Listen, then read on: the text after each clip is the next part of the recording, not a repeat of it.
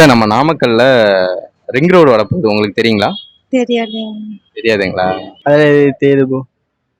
Ring road கேள்விப்பட்டிருக்கீங்களா? இதுக்கு இல்லைங்க ப்ரோ. அது கேள்விப்பட்டது. சொல்லிட்டு இருக்காங்க ப்ரோ. ஆனால் எனக்கு அது என்னன்னு தெரில ப்ரோ. அதனால் பஸ் ஸ்டாண்டு வேணால் போயிருக்கேன் ப்ரோ. நான் அந்த சைடு நான் போனதில்லை ப்ரோ. வருதுங்க, ரோடு ஒர்க் நடந்துட்டு இருக்குது. எப்போ வருங்கிறது தெரியலண்ணா. தெரியும்.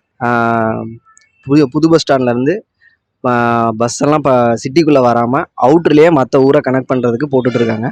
தெரியும். ஆனால் அதில் வந்து பாசிட்டிவ் இருக்குது, நெகட்டிவ் இருக்குது. பாசிட்டிவ்னு பார்த்தீங்கன்னா உங்களுக்கு வந்து உள்ள சிட்டிக்குள்ளே டிராஃபிக் இருக்காது. ஏன்னா பஸ் எல்லாம் அவுட்டரில் போகிறனால மக்கள் ஃப்ரீயாக போயிட்டு வரலாம். டூ வீலர்ஸில் ஃப்ரீயாக போயிட்டு வரலாம். அதனால் சிட்டிக்குள்ளே உங்களுக்கு ஃப்ரீயாக இருக்கும். ஆனால் அதில் நெகட்டிவ் என்ன இருக்குன்னா, மக்கள் ஆரம்பத்தில் கஷ்டப்படுவாங்க. சிட்டிக்குள்ளே இருக்கவங்க ஒன்று புது பஸ் ஸ்டாண்ட் போய் தான் பஸ் ஏறணும். அப்படி இல்லைன்னா ரிங் ரோடு ஜாயிண்ட்டில் தான் போய் பஸ் ஏறுற மாதிரி இருக்கும். இப்போவே சில மக்கள் கஷ்டப்பட்டுட்டு தான் இருக்காங்க. புது பஸ் ஸ்டாண்ட் அங்கே மாறினதில்ல. ரிங் ரோடு வந்துருச்சுன்னா, அது ஓப்பன் ஆயிடுச்சுன்னா இன்னும் கொஞ்சம் கஷ்டம் அதிகமாகும். ஆனால் மக்கள் அதை எப்படி எடுத்துக்குவாங்க, அது மக்கள் அதுக்கு பழகிறதுக்கு சில நாட்கள் ஆகும். அது வரைக்கும் நம்ம கொஞ்சம் கஷ்டமாக தான் இருக்கும்.